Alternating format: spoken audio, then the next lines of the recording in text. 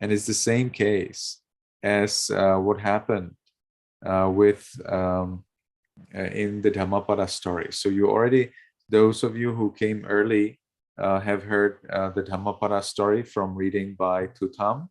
And the story is also included in this commentary. So we will brush it, how to say that?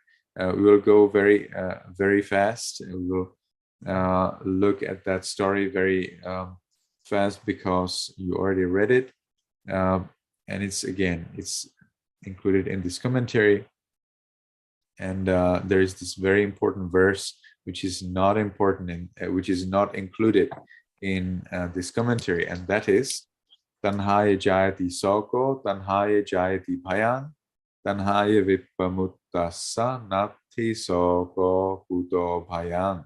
So their sorrow comes from sensual desires. Fear comes from sensual desires. If there are not sensual desires, there is no sorrow. Then what to talk about fear?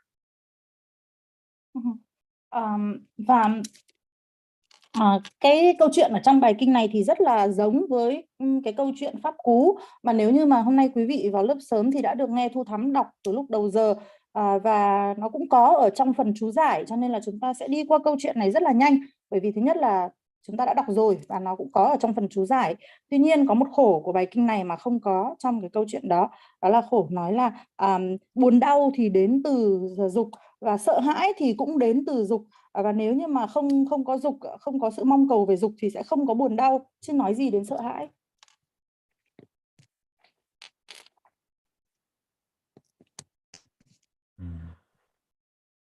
Okay. So when the Buddha was in Savatthi, there was a Brahmin. He was sowing barley, and the Buddha saw that later the barley will perish. So he also saw that the Brahmin can become a stream enter. So he came up to the Brahmin and he asked him about what is he doing. The Brahmin answered that he was plowing his field. And then the other Arahants, 80 Arahants, and the two chief disciples, Venerable Sariputta, Venerable Moggallana, also saw it, that the Buddha is talking nicely to the Brahmin. So they also came up, talked nicely to the Brahmin. Why did they do that? Because the Buddha thought after the Brahmin will lose his barley, the Buddha will come and teach him Dhamma. But the Brahmin might not be able to listen to the Dhamma when he is stricken by sorrow. So that's why he first made a friendly relationship with the Brahmin, so that later he could successfully teach the Brahmin Dhamma. Câu chuyện này thì là khởi đầu câu chuyện là khi mà Đức Phật ở tại thành Xá Vệ thì có một vị Bà La Môn là đang trồng lúa mạch, thì Đức Phật mới nhìn thấy trước được rằng là sau này thì cái lúa mạch mà ông này trồng là sẽ bị hư hỏng, và Đức Phật cũng thấy được rằng là vị Bà La Môn này là có đủ điều kiện để mà có thể chứng đắc được quả dự lưu, nên là Đức Phật mới lại gần và hỏi vị này là vị ấy đang làm gì, và vị Bà La Môn mới trả lời là tôi đang cày ở trên cái cánh đồng của mình. Lúc đó thì 80 vị A-la-hán và cùng với 2 đại đệ tử của Đức Phật là Ngài Xá Lợi Phất và Ngài Mục Kiền Liên mới thấy rằng là Đức Phật nói chuyện rất là thân thiện, tử tế với vị Bà La Môn này, và họ cũng tự hỏi là tại sao. Thì Đức Phật Ngài cũng có lý do của Ngài, bởi vì là Ngài nghĩ rằng là sau khi mà cái đống lúa mạch mà vị này trồng nó bị hỏng, nó bị hư hại, thì vị này sẽ đến, thì Đức Phật sẽ đến và dạy pháp cho vị Bà La Môn này. Nhưng mà cái lúc đó thì vị này sẽ không có nghe được nữa, tại vì vị ấy đã quá là buồn đau trước cái việc là cái cánh đồng lúa mạch nó bị hư hại. Thế cho nên là đầu tiên thì Đức Phật sẽ bắt đầu bằng việc là tạo một cái mối quan hệ thân thiện trước, rồi sau đó thì Ngài mới dạy. So then Similarly, when the crops were flourishing, the Buddha also came up and to the Brahmin, and he said, so your barley field looks good, again, to maintain the friendly connection. But after 4 months, there was a great rain, and that rain brought about flood, and that flood totally destroyed the crop. So the Brahmin was very sad. Cho nên là khi mà Đức Phật Ngài đến thì là lúc đó là cái cánh đồng lúa mạch của ông này là đang nảy nở, và Đức Phật mới đến và nói rằng cánh đồng của ông là trông cũng ổn đó, thì để Ngài tạo ra một cái mối quan hệ thân thiện trước, và sau 4 tháng sau đó thì trời mưa to và cái cánh đồng đó nó bị ngập lụt. You know, it is quite interesting that when there was the crop, and when the Buddha said the barley field looks good, the Brahmin suggested that if it flourishes, I will share a portion with you. So the Brahmin actually promised the Buddha a portion of the barley.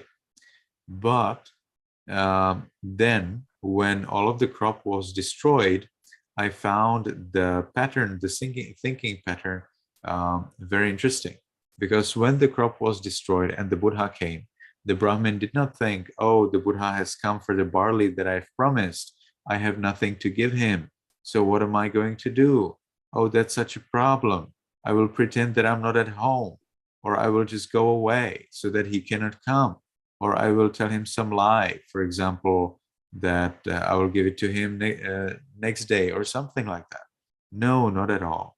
Instead, when the Buddha came to the Brahmin's house, he thought, the ascetic Gotama has come to console me in my sorrow. Và ở đây thì có một chi tiết rất là hay, đó là khi mà ban đầu Đức Phật Ngài mới đến và nói với vị Bà La Môn là cái cánh đồng lúa mạch của Ngài trông rất ổn đó, thì Ngài Bà La Môn mới nói rằng là nếu mà tôi được mùa thì tôi sẽ chia cho tôn giả một phần. Thế nhưng mà khi mà cái trận lụt nó xảy ra và lúa mạch nó bị hỏng hết đi, thì Đức Phật đến. Nhưng mà người Bà La Môn đã không nghĩ theo cái hướng là vị này là đang đến để lấy cái phần lúa mạch mà tôi đã hứa chia, và bây giờ thì tôi không có gì để cho vị ấy, tôi phải làm gì bây giờ? Thật là một vấn đề, và bây giờ tôi sẽ giả vờ như không ở nhà, hoặc là tôi sẽ đi để mà vị ấy không có đến được, hoặc là tôi sẽ nói dối, chẳng hạn như là tôi nói là để hôm sau thì tôi sẽ chia cho ngài, vân vân. Thì vị ấy không có nghĩ như vậy, mà vị ấy lại nghĩ rằng là tôn giả Gotama đã đến để mà an ủi cái nỗi đau của mình, và thì đó là vị ấy đã nghĩ theo cái hướng đó như vậy.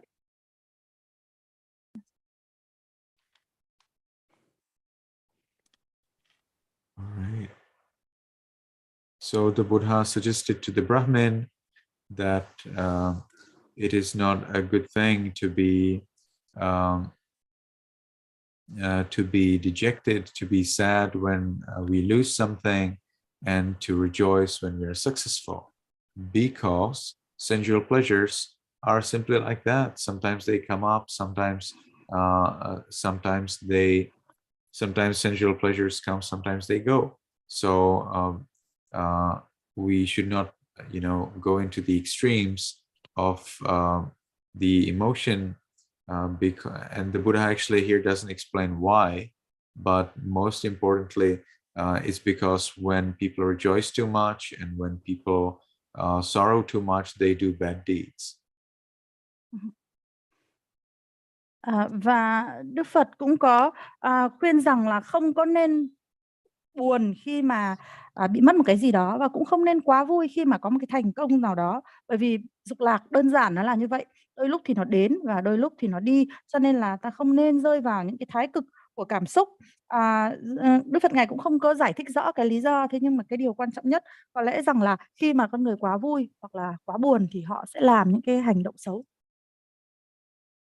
Yeah, when you rejoice, you get drunk and then you do bad deeds. When you are in a sorrow, you get drunk and then you do bad deeds.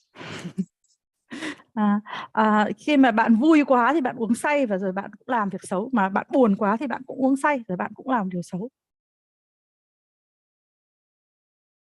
Okay. So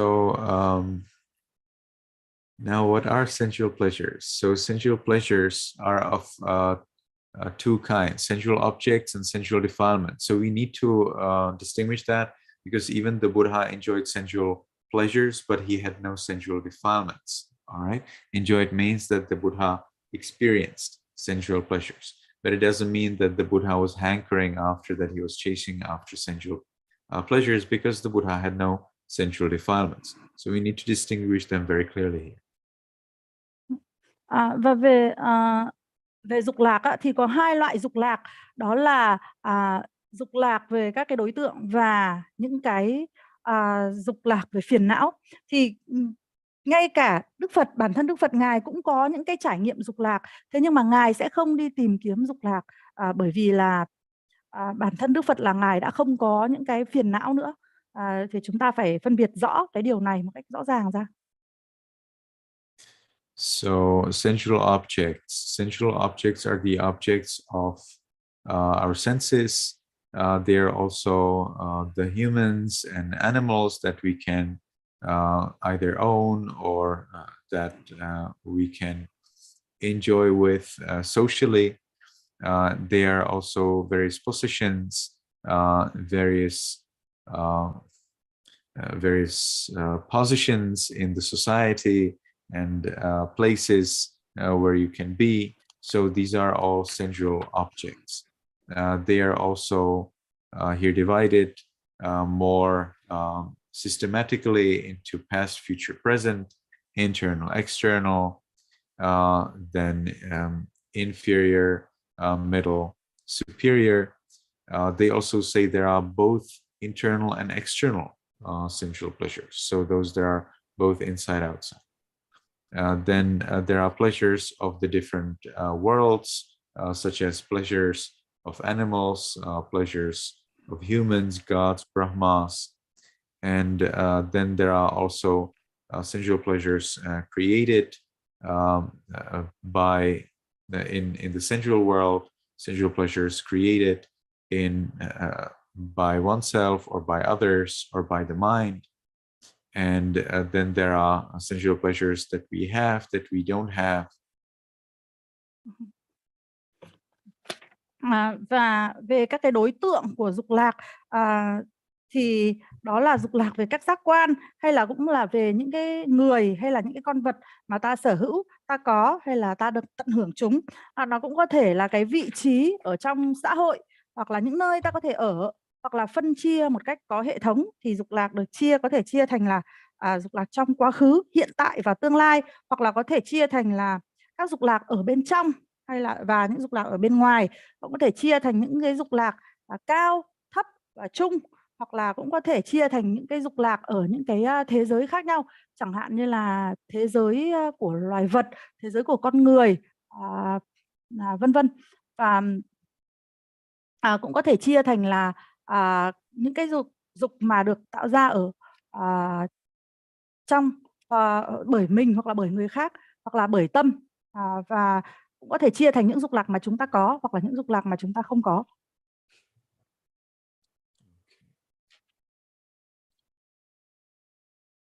Then there are sensual defilements.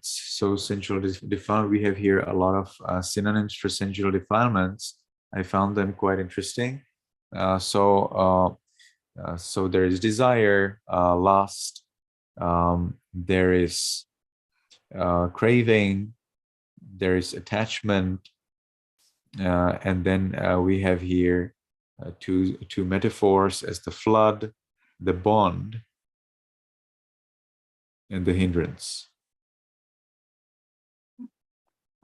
Và về những cái dục mà phiền não thì có thể chia thành là những nhóm là mong cầu, ái dục, tham ái và sự dính mắc. Và ở đây thì có cái hình ảnh ẩn dụ, đó là về trận lụt này, về cái mối quan hệ, và về cái mối ràng buộc, mối quan hệ, và về các cái triền cái, các cái chướng ngại nữa.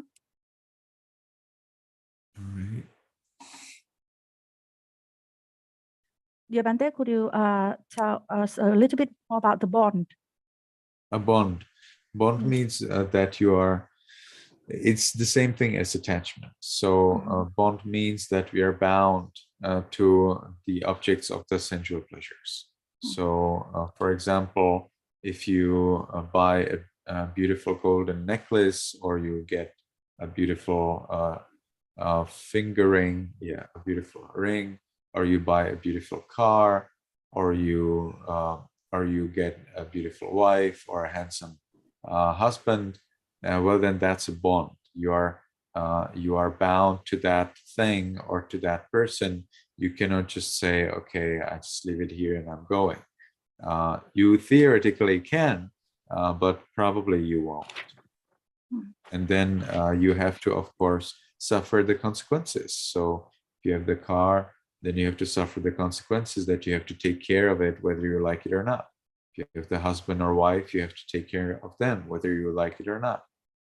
You need to fear about them. You need to buy something to protect them. You need to buy something to do whatever is other things needed. So that's what is caused by the bond, by the attachment.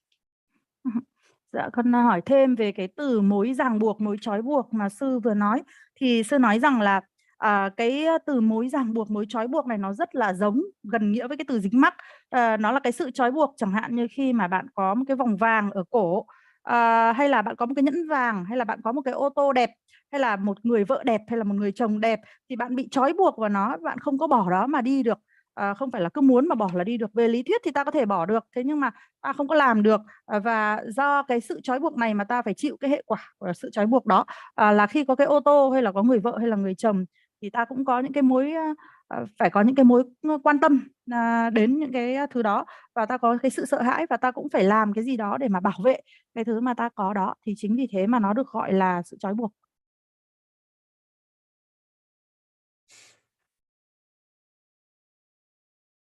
So how do the sensual pleasures decline? So while one is living, kings take one's possessions, or thieves take them, or fire burns them, or a flood sweeps them away, or undear relatives take them, or one loses what one has stored up, or strenuous labors fail, or a wastrel arises in the family who dissipates and squanders those possessions, and impermanence is the eighth. Tutam, did you read the sutta that I sent to you?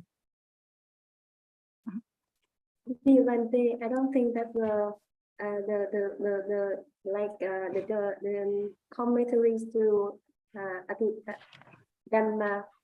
I mean that I just have enough time to read the one link. Okay, you didn't read it. You just could say you didn't read it. We it. sent already when you sent us. We sent in the room of yellow for everyone. Okay. So oh, you have shared the link. Okay, well, that's pretty good, because the link basically says the same thing as the commentary. So everybody can read for yourself. Here we have 9 mentions. We have 9 things, although it says is the 8th. So I don't know how did he get 9. But anyway, there is a sutta. There is a sutta in Samyutta Nikaya. Oh, I see. So Bhikkhu Bodhi actually disagrees, and he thinks that the impermanence is the 9th. There is also an amazing list of punishments done by king to bad people, but I'm not sure whether we will ever see it in this particular commentary. But there are many punishments, and that punishment is also a way how you lose your sensual pleasures. If the king takes you to the court and decides that he will cut off your head or cut off your hands and legs and so on, then that of course is a loss of sensual pleasures. Và ở đây thì có một số cái giải thích là các cái dục lạc nó có thể biến mất như thế nào.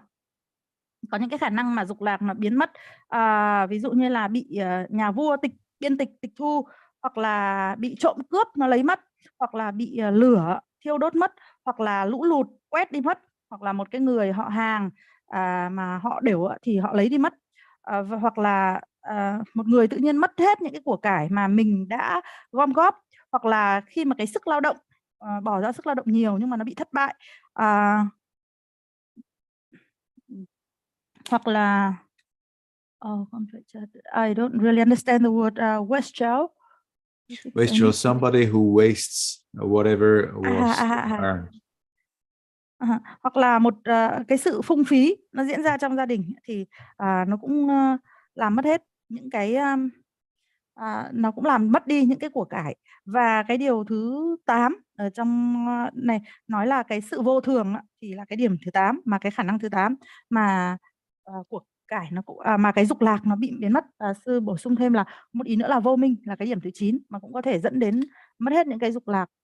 Và sư còn đề cập là ví dụ như trong bản chú giải thì còn nói là nhà vua thì có một số những cái hình thức để mà trừng phạt những cái người xấu.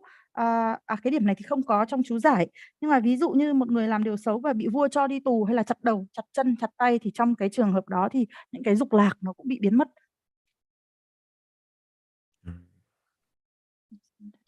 So now let's see some instruction on what should we do. So we can avoid sensual pleasures either by suppressing them or by eradicating them. So we can suppress them by reflection. And I like the long list of reflections in here. Let's get into it right away. So sensual pleasures are like a chain of bones, giving little gratification, like a piece of meat, because they are shared in common with many. I'm not sure exactly about the meaning here. Looks like meat shared by dogs. You know, dogs are sharing the same piece of meat. Or do they mean that everybody has some meat? That's difficult. But I think the main point here is sharing the meat by many animals. Then like a grass torch, because they leave a hot trail, like a charcoal pit because of scorching badly, like a dream because of their transience, like borrowed goods because they're temporary, like fruits on a tree because of breaking off and damaging, like a butcher's knife and chopping block because of cutting up, like a sword stake because of piercing. I'm not sure what's stake here, but probably it means blade. Like a snake's head because of their danger, like a mass of flame because of causing torment.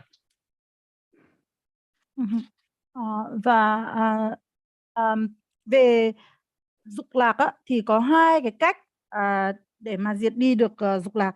Thứ nhất là đè nén nó, và thứ hai là nhổ rễ hẳn đi. Thì sư nói về cái phương pháp thứ nhất là đè nén những cái dục lạc thì bằng cách là chúng ta đè nén như thế nào? Chúng ta sẽ đè nén bằng cách là quán chiếu rằng là những cái dục lạc thì cũng như là một cái chuỗi xương thôi, và mang lại rất là ít những cái niềm vui, và cũng giống như là một cái miếng thịt, bởi vì chúng được chia sẻ bởi nhiều người. Ở đây thì có thể ví như là một bầy chó nó cùng chia nhau một miếng thịt, hay là cũng có thể là tóm lại là đang nói về một cái phần thịt mà được nhiều đối tượng là chia nhau.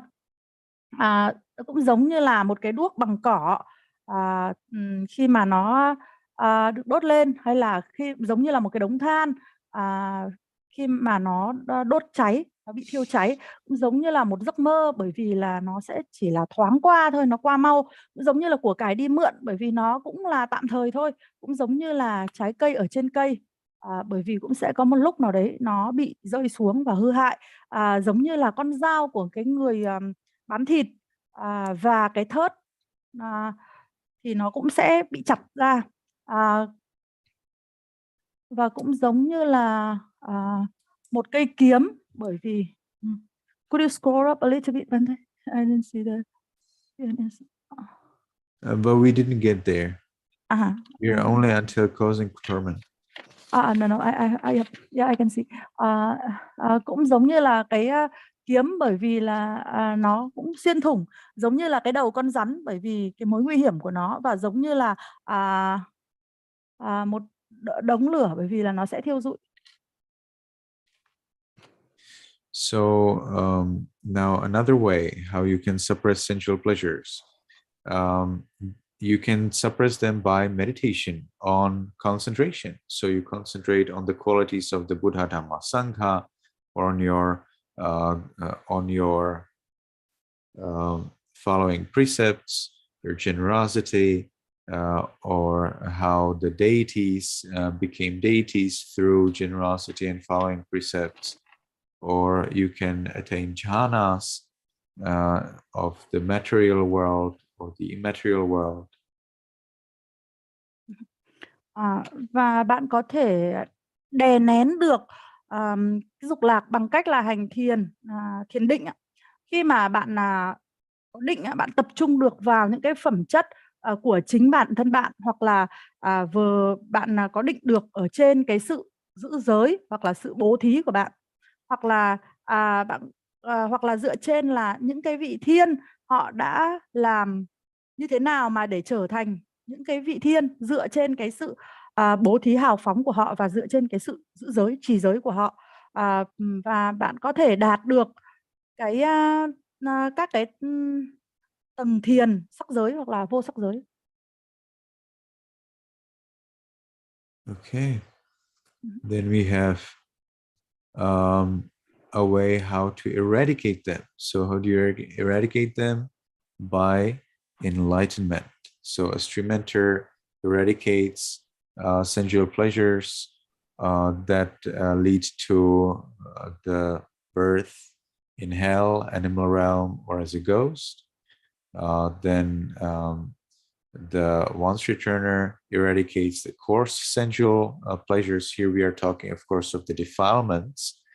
And the non-returner avoids sensual pleasures, all of the sensual pleasures, and an arahantship entirely eradicates sensual pleasures forever. That means he doesn't get born into sensual pleasures anymore. Và từ nãy đến giờ là con xin tóm tắt lại cái ý trước cho nó có mạch. Tức là ban đầu sư nói là có hai cách để mà diệt đi cái dục lạc ạ. Thứ nhất là đè nén và nhổ rễ. Thì cái khổ trước là sư nói về đè nén dục lạc ạ.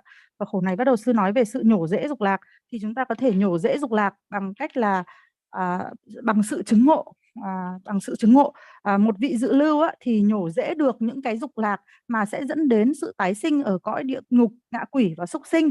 Một vị nhất lai thì nhổ rễ được những cái dục lạc thô, và một vị bất lai thì nhổ rễ được đa số các dục lạc, và một vị A-la-hán thì tận diệt được tất cả các cái dục lạc, không còn dục lạc, không còn cái ái dục này nữa, không còn cái dục lạc nữa, và không còn bị trói buộc bởi dục lạc nữa.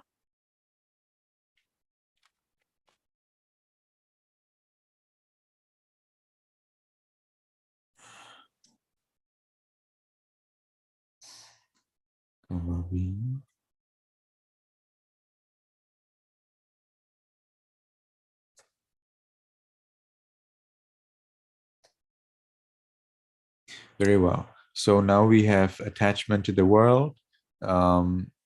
Further, there are quite a few metaphors for attachment.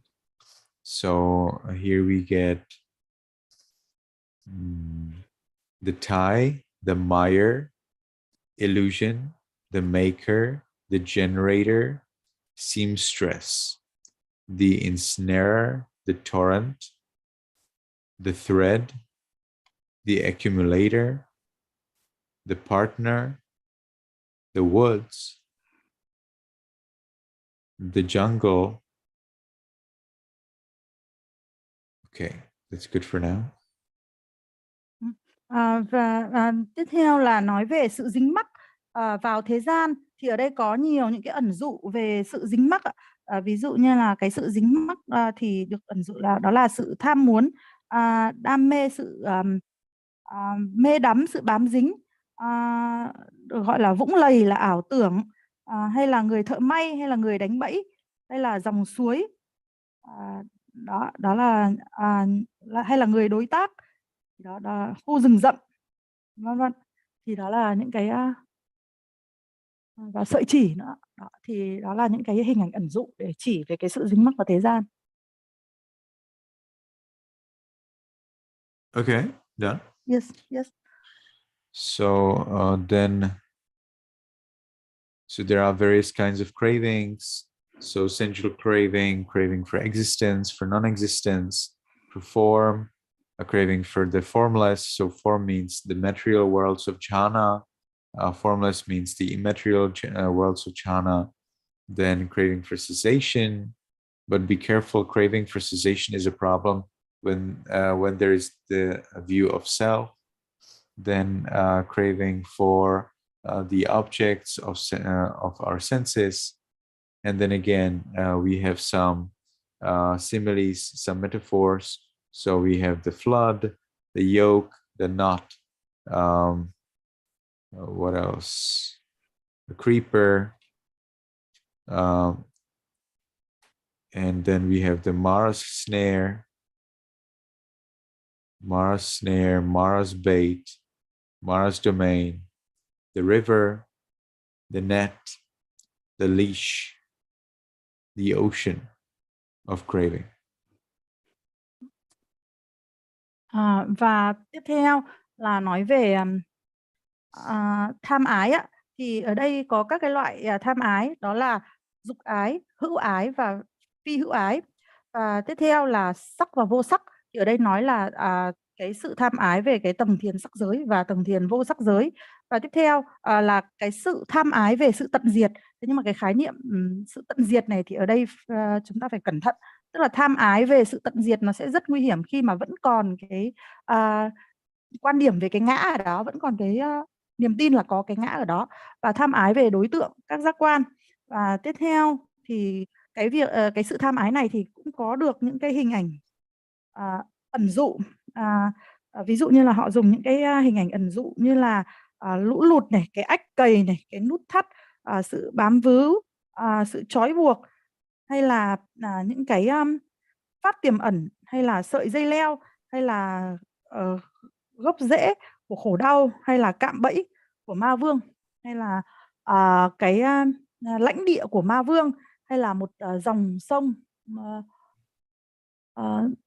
cái bẫy của ma vương, hay là cái lưới tham ái ạ, và các cái dây trói buộc, hoặc là một đại dương của tham lam, đó, một đại dương của tham ái. Đó là những cái hình ảnh ẩn dụ ạ.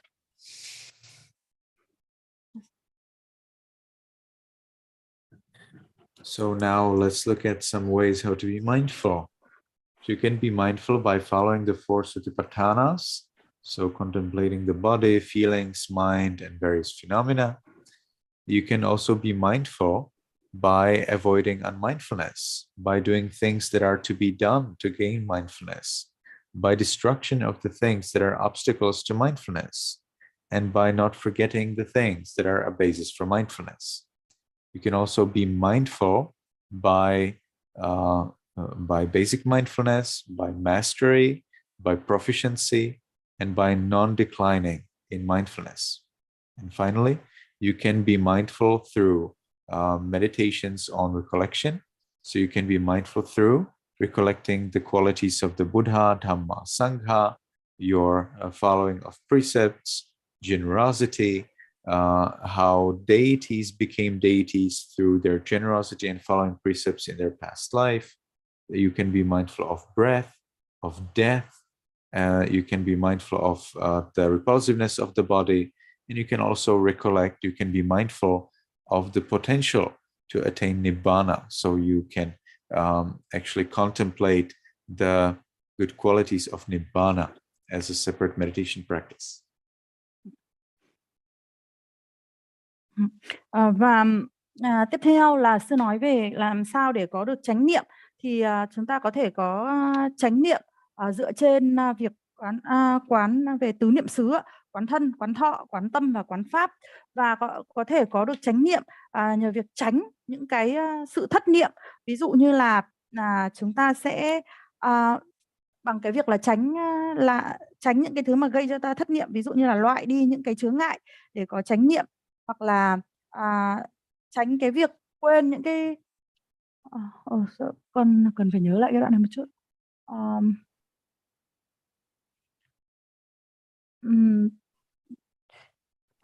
Và chúng ta cũng có thể có được chánh niệm bằng cái sự thành thục trong cái việc luyện tập về chánh niệm, và chúng ta cũng có thể có được chánh niệm thông qua những cái tùy niệm, ví dụ như là các cái tùy niệm về Phật, Pháp, Tăng, niệm về sự bố thí, niệm thí và niệm thiên, tức là niệm về những cái phẩm chất, tùy niệm về cái phẩm chất của chư thiên, làm sao mà họ đã được tái sinh vào những cái cõi thiên nhờ những cái việc bố thí và trì giới trong những cái tiền kiếp của họ, và có cái tùy niệm về hơi thở, và có tùy niệm về sự chết, rồi thì quán niệm về những thể trược nơi thân, và quán niệm về cái khả năng chứng đắc được niết bàn. Thì đó là những cái tùy niệm. Sorry Bante, could you remind the piece, the part of how to avoid lacking mindfulness? I missed that small part. You mentioned how to avoid lacking mindfulness, right?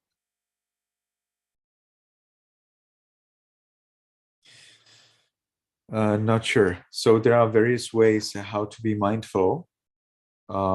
So I was explaining that you can be mindful by the 4 establishments of mindfulness. Yes, I remember. Of the ways how you are removing whatever is causing unmindfulness, either by avoiding it or by destroying it, or by trying to get mindfulness, or by not forgetting whatever helps you to be mindful. Is that what you were asking? Yes, I remember it now. Yes. Dạ con lúc nãy con quên mất một cái ý về tránh thất niệm, con xin nhắc lại ạ. Tức là sư nói về chánh niệm, để có chánh niệm thì có 3 ý ạ. Thứ nhất là về tứ niệm xứ, thân thọ tâm pháp, và thứ hai là tránh thất niệm, thì đây cái ý lúc nãy con quên, và thứ ba là về các tùy niệm, thì lúc nãy con đã trình bày các tùy niệm rồi, con xin bổ sung cái ý là tránh thất niệm. Thì tránh thất niệm bằng cách là loại bỏ đi cái sự thất niệm, hoặc là làm phá hủy đi những cái yếu tố mà những cái điều mà khiến cho ta thất niệm, và bằng cái việc là loại đi các cái rào cản để khiến cho ta có chánh niệm, và cuối cùng là không quên những cái thứ mà giúp ta có được chánh niệm, thì ta sẽ không có lãng quên những thứ này. Đó là các cái cách để mà tránh bị thất niệm. Yes, Bante. Okay. So now, how can a person who is desirous, who is craving, be overpowered by the weak? So we are here talking about weak defilements. So weak defilements are powerless, of little power and little strength, inferior, low, slight, worthless, insignificant. These defilements subdue that person, overwhelm him, overcome him, obsess him, crush him. Thus the weak overpower him. So the person who has greed, who has craving, it is very easy for them to be particularly angry, to be particularly lazy, to be particularly restless, to be particularly doubtful. Và tiếp theo là kể cả những cái thứ yếu kém thì cũng vẫn có thể vượt qua được vị ấy. Ở đây đang nói về những cái phiền não mà yếu kém, thì những cái phiền não mà thấp kém, yếu kém thì nó hoàn toàn là không có cái sức mạnh gì, và nó có rất là và nó là thấp kém, và nó là vô giá trị. Và những cái phiền não này thì có thể đè nén cái con người đó, và vượt qua cái con người đó, cản trở cái con người đó, nghiền nát cái con người đó.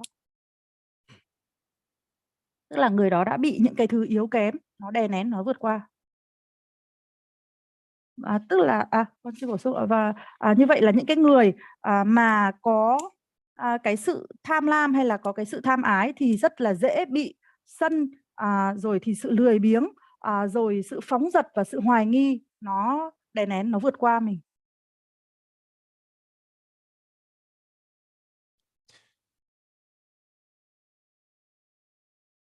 So now, what is the suffering? So here we have another list of suffering. So birth, old age, illness, death, sorrow, lamentation, pain, dejection, and anguish. And then we also have suffering in the different worlds of suffering, like in the hell, as an animal, as a ghost, as a human.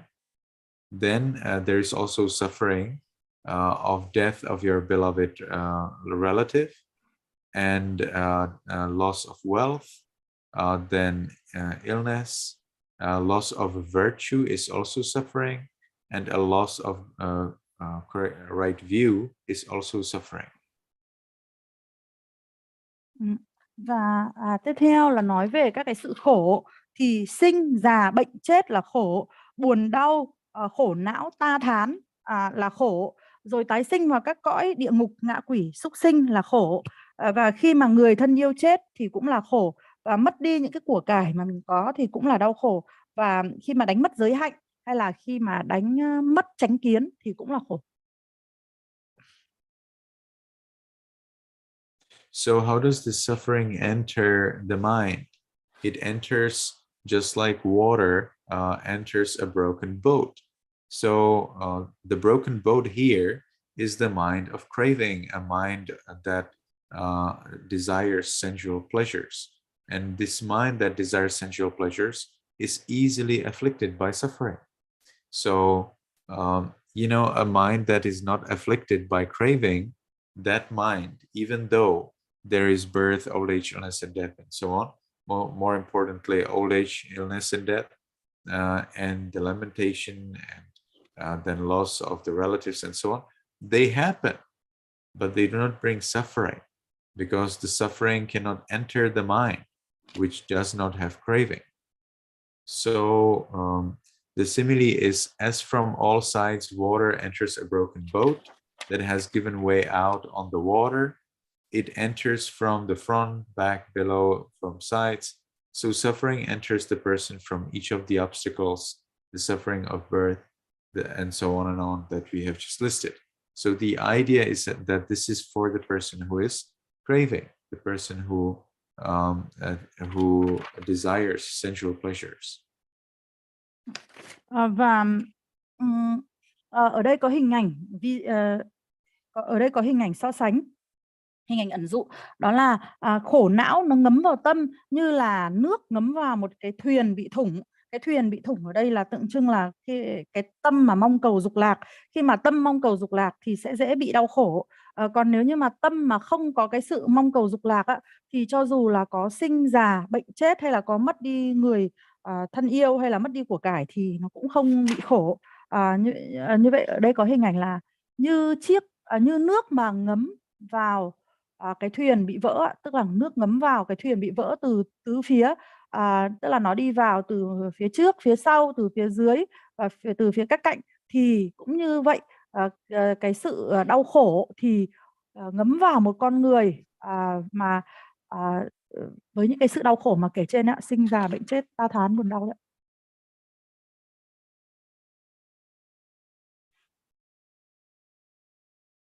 So now let's see what you can do. So if you have been craving until now, then there still is a way out. And how do you do it?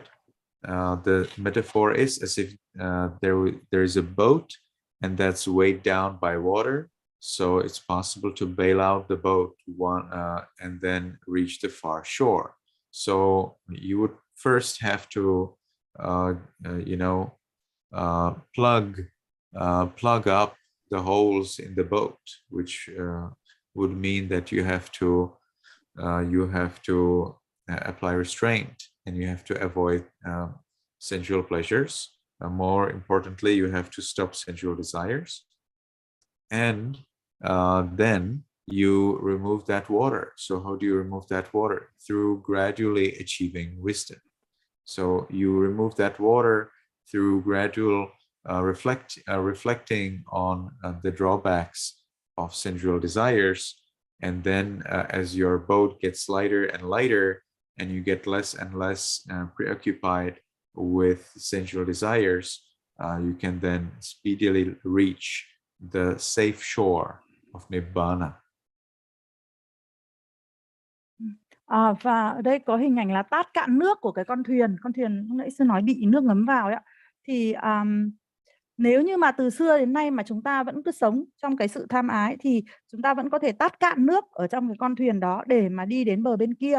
Và cái việc tát cạn nước ra khỏi cái con thuyền mà đã bị ngấm nước nó gồm có 2 bước. Thứ nhất là phải vá được những cái lỗ thủng ở trên thuyền.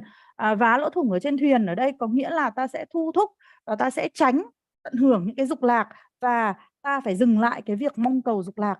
Và bước thứ hai đó là tát cạn cái nước mà đang có ở trong thuyền. Đó chính là bằng cái sự chứng ngộ, bằng cái sự có được trí tuệ. Và ta sẽ phải quán chiếu được cái tác hại của dục lạc, và từ đó thì ta ít có bị ảnh hưởng, bị mong cầu bởi cái dục lạc, và ta có thể tiến rất nhanh đến cái bờ bên kia, cái bờ an toàn, đó là Niết Bàn.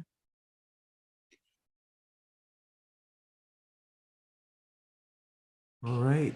So at the conclusion, so we have here going beyond. I found it quite interesting, as explained by the translator. So we have here, one settled in insight knowledge is the one who wishes to go beyond. All right. So that person is gone beyond because they will surely go there. So as you meditate, vipassana practice, you will surely get to Nibbana. Then by way of aspiration and possession some insight, it is possible to call you somebody who has gone beyond. One who possesses the path, who is going beyond to Nibbana, is said to having to be someone who has gone beyond. So if you are almost enlightened but not yet, still that means that you're gone beyond, because you're almost there, you're gone there.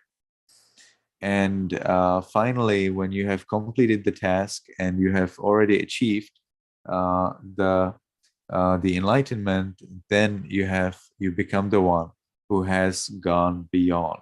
So this is a kind of like good news, or let's say positive encouragement.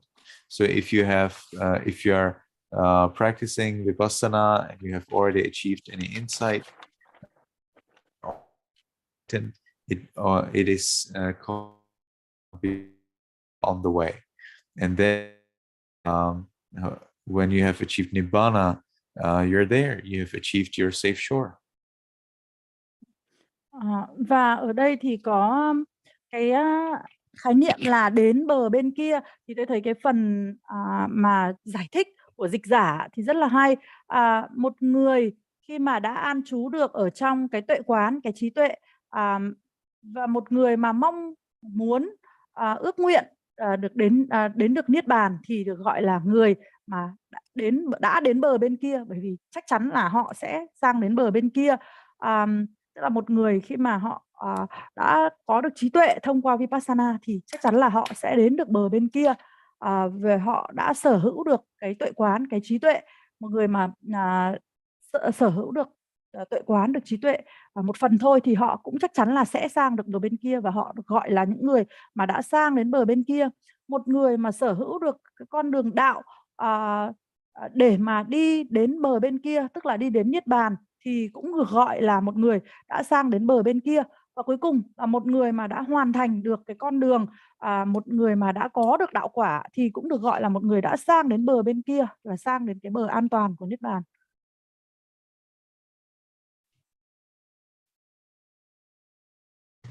Okay. So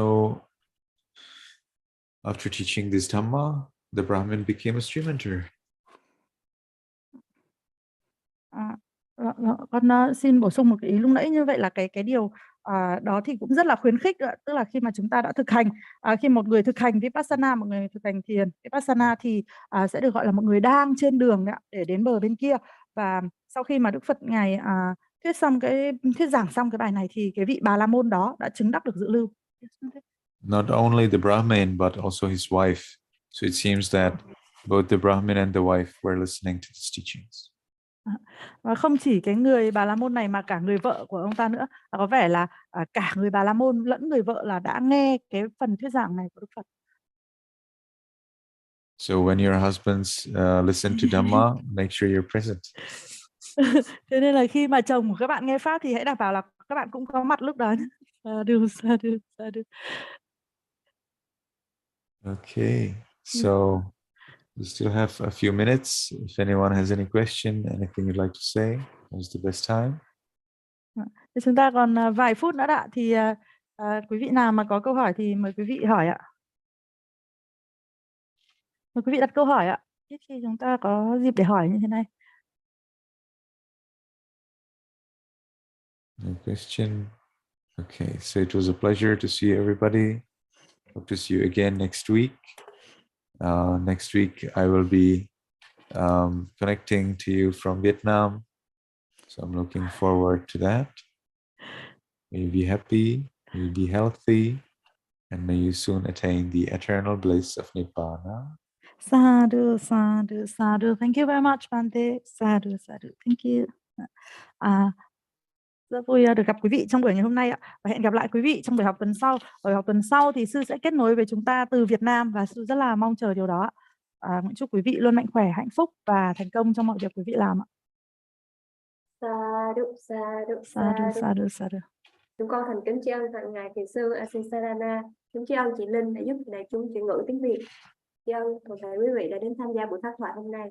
Dạ, chúng con hẹn quý vị vào thứ Bảy tuần sau. Chúng con xin được kết thúc Zoom tại đây.